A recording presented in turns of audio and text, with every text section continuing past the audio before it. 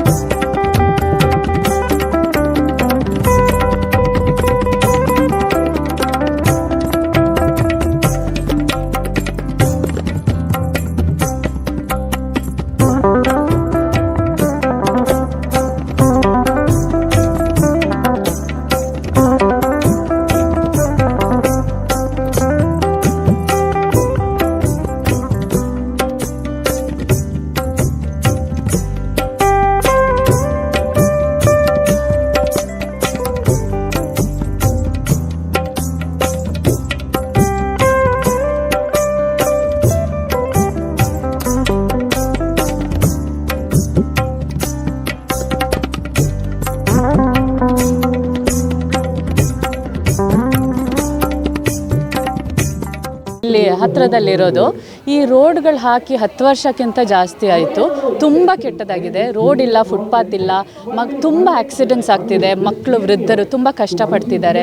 ಮನೆಯಿಂದ ಹೊರಗಡೆ ಹೋದರೆ ವಾಪಸ್ ಬರ್ತೀವ ಅಂತ ಗೊತ್ತಿಲ್ಲ, ಅಷ್ಟು ಸೇಫ್ಟಿ ಕನ್ಸರ್ನ್ಸ್ ಇದೆ. ಮತ್ತು ಸ್ವಲ್ಪ ಏನಾದರೂ ಮಾಡಿದ್ರು ಮಧ್ಯದಲ್ಲಿ, ಬಟ್ ಅದೇನು ಬರಲಿ, ತುಂಬ ಕಮ್ಮಿ ಸಸ್ಟೈನ್ ಆಯಿತು. ಸೊ ನಮ್ಮ ಲೈಫ್ ಏನು ಅಷ್ಟು ಚೀಪಾ ಅಂತ, is our life so useless? ನಮ್ಮ ಲೈಫಿಗೇನು ಬೆಲೆನೇ ಇಲ್ವಾ?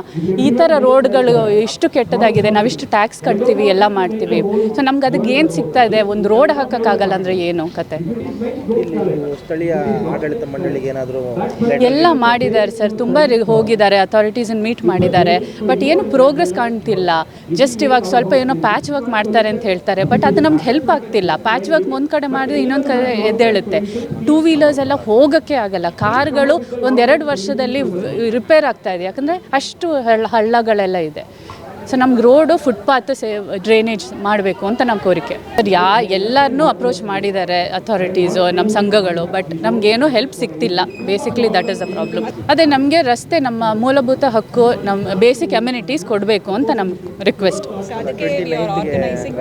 ರ್ಯಾಲಿ ಮಾಡ್ತಾ ಇದ್ದೀವಿ, ನಮ್ಮ ಪೀಸ್ಫುಲ್ ರೋಡಥಾನ್ ನಡೀತಾ ಇದ್ದೀವಿ, ವಾಕ್ ಎಲ್ಲರೂ ಸೇರಿಕೊಂಡು. ಬಿಕಾಸ್ ಇದು ಎಲ್ಲರದ್ದು ಪ್ರಾಬ್ಲಮ್, ಒಬ್ಬರದ್ದು ಪ್ರಾಬ್ಲಮ್ ಅಲ್ಲ, ಇಷ್ಟು ಜನ ಎಫೆಕ್ಟ್ ಆಗಿದ್ದಾರೆ. ಸೊ ಎಲ್ಲರೂ ಸೇರಿ ಒಂದು ಪೀಸ್ಫುಲ್ ವಾಕ್ ಮಾಡ್ತಾ ಇದ್ದೀವಿ. ಸೊ ದಟ್ ನಮ್ಮ ರಿಕ್ವೆಸ್ಟು ಅಥಾರಿಟೀಸ್ಗೆ ಹೋಗಲಿ, ಅವ್ರಿಗೆ ಇದರ ಸೀರಿಯಸ್ನೆಸ್ ಗೊತ್ತಾಗಲಿ ಅಂತ ಹೇಳಿ.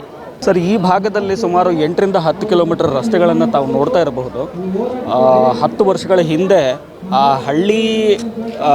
ಹಳ್ಳಿಗಳಿಗೆ ಸಂಬಂಧಪಟ್ಟ ಹಾಗೆ ಎಷ್ಟರ ಅವಶ್ಯಕತೆ ಇದೆಯೋ ಆ ಲೆವೆಲಿಗೆ ಬೇಕಾಗಿರುವಂಥ ಒಂದು ರಸ್ತೆ ನಿರ್ಮಾಣಗಳು ಆಗಿದ್ದವು. 10 ವರ್ಷಗಳ ನಂತರ ಇವತ್ತು ನೀವು ಸುತ್ತಮುತ್ತ ನೋಡಿದಾಗ ಅಪಾರ್ಟ್ಮೆಂಟ್ಗಳು ಎಲ್ಲವೂ ಸುಮಾರು ಜಾಸ್ತಿ ಆಗಿದೆ. ಆ್ಯಂಡ್ ಯಾವತ್ತಿದ್ರೂ ಕೂಡ ಚಿಕ್ಕದಾದಂಥ ಒಂದು ಪ್ಯಾಚ್ ವರ್ಕ್ಗಳನ್ನು ಮಾಡ್ತಾ ಇವತ್ತು 10 ವರ್ಷಗಳ ನಂತರ ಎಷ್ಟರ ಮಟ್ಟಿಗೆ ಹದಗೆಟ್ಟು ಹೋಗಿದೆ ಅಂತಂದರೆ, ಕೇವಲ ಒಂದು 2 ವೀಲರಲ್ಲಿ ಕೂಡ ಹೋಗ್ತಿರ್ಬೇಕಾದ್ರೆ ಧೂಳು ಬರುತ್ತೆ. ಅದರ ಸಮೇತ ತಾವು ಬರ್ತಿರ್ಬೇಕಾದ್ರೆ ನೋಡ್ತಿರಬಹುದು, ಇಡೀ ರಸ್ತೆಯಲ್ಲೆಲ್ಲ ಕೂಡ ಕಸ ವಿಲೇವಾರಿ ಅನ್ನೋದೇ ಈ ಜಾಗದಲ್ಲಿಲ್ಲ. ಕೇವಲ ನಮಗೆ ಇಲ್ಲಿಂದ ನ್ಯಾಷನಲ್ ಹೈವೇ ಅಥವಾ ರಾಷ್ಟ್ರೀಯ ಹೆದ್ದಾರಿ ನಮಗೆ ಬೇಕು ಅಂತಂದರೆ 3.5 ಕಿಲೋಮೀಟರ್ ಆಗುತ್ತೆ. ಚಂದಾಪುರಕ್ಕಾದರೂ ಹೋಗ್ಬಹುದು, ಅಥವಾ ನೀವು ಬೊಮ್ಮಸಂದ್ರಕ್ಕಾದರೂ ಹೋಗ್ಬೋದು, ಅಥವಾ ಎಲೆಕ್ಟ್ರಾನಿಕ್ ಸಿಟಿಗಾದರೂ ಹೋಗ್ಬೋದು.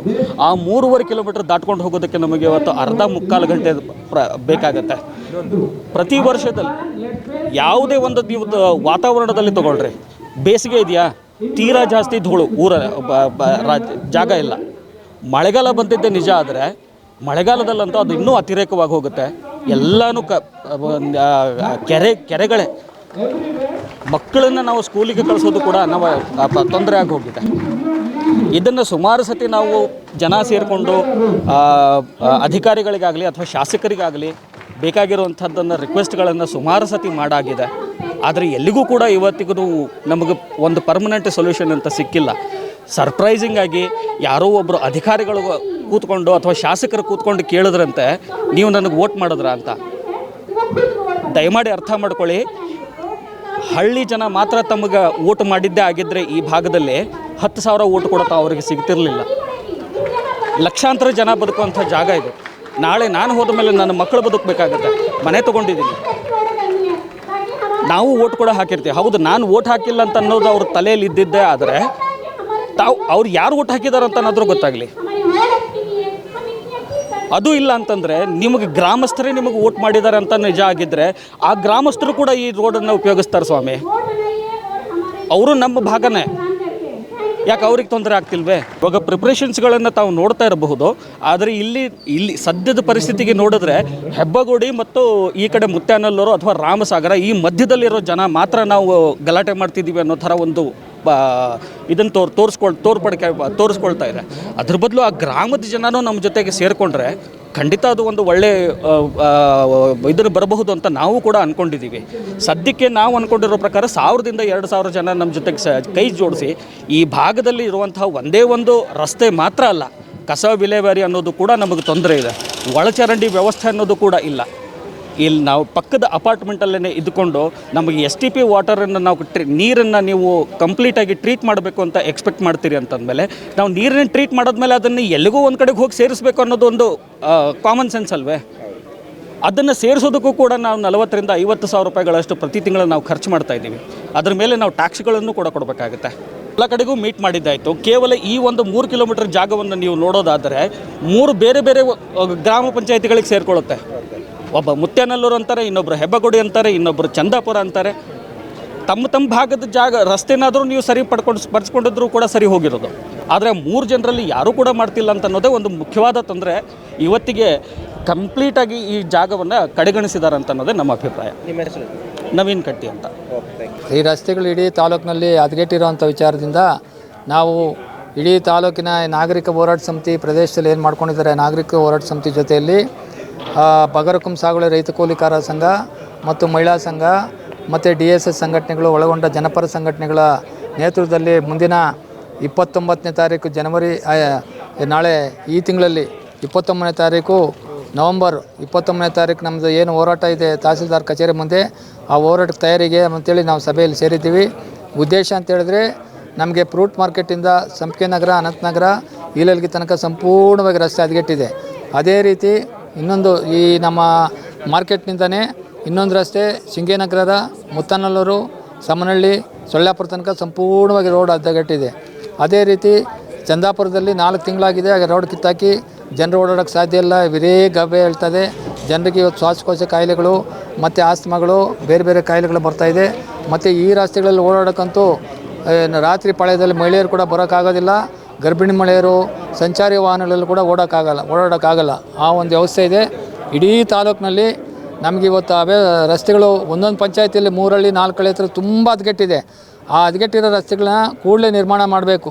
ಏನಂತ ಹೇಳಿದ್ರೆ ನಮ್ಮ ಶಾಸಕರು ಏನು ಮಾಡಬೇಕು ಅಂತ ಹೇಳಿದ್ರೆ ಅವರೊಂದು DPR ತಯಾರು ಮಾಡಬೇಕು, ಸರ್ವೆ ಮಾಡಿಸಿ ಎಲ್ಲೆಲ್ಲೋ ರಸ್ತೆಗಳು ಹಾಳಾಗ್ಬಿಟ್ಟಿದೆ ಅದನ್ನು ಎಲ್ಲ ಸರ್ವೆ ಮಾಡಿಸಿ ಸರ್ಕಾರಕ್ಕೆ ಎಷ್ಟು ಕೋಟಿಗಳು ಆಗುತ್ತೆ ಅಂಥೇಳಿ ಒಂದು ವೈಜ್ಞಾನಿಕವಾದಂತಹ ಒಂದು ಇದು ಚಿಂತನೆ ಮಾಡಿ ವೈಜ್ಞಾನಿಕ ತಜ್ಞರೆಲ್ಲ ಕರೆಸಿ ಎಷ್ಟು ಕೋಟಿಗಳ ಅಂದಾಜು ಆಗ್ಬೋದು ಈ ರಸ್ತೆಗಳು ಸರಿಪಡಿಸ್ಬೇಕು ಅಂತೇಳಿ ಅವರು ಸರ್ಕಾರಕ್ಕೆ ಮನವಿ ಮಾಡಬೇಕು.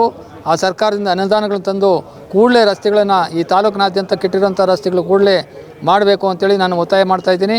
ಮತ್ತು 29ನೇ ತಾರೀಕು ಈ ಏನು ನಾವು ಧರಣಿ ಕಾರ್ಯಕ್ರಮ ಹಮ್ಮಿಕೊಂಡಿದ್ದೀವಿ ತಹಸೀಲ್ದಾರ್ಗೆ ಮತ್ತು ನಮ್ಮ ಎಲ್ಲ ಜನಪರ ಸಂಘಟನೆಗಳು ಎಲ್ಲ ಒಟ್ಟುಗೂಡಿ ಒಂದು 1000 ಜನಸಂಖ್ಯೆ ಮೇಲೆ ನಾವು ಸೇರ್ತಾಯಿದ್ದೀವಿ.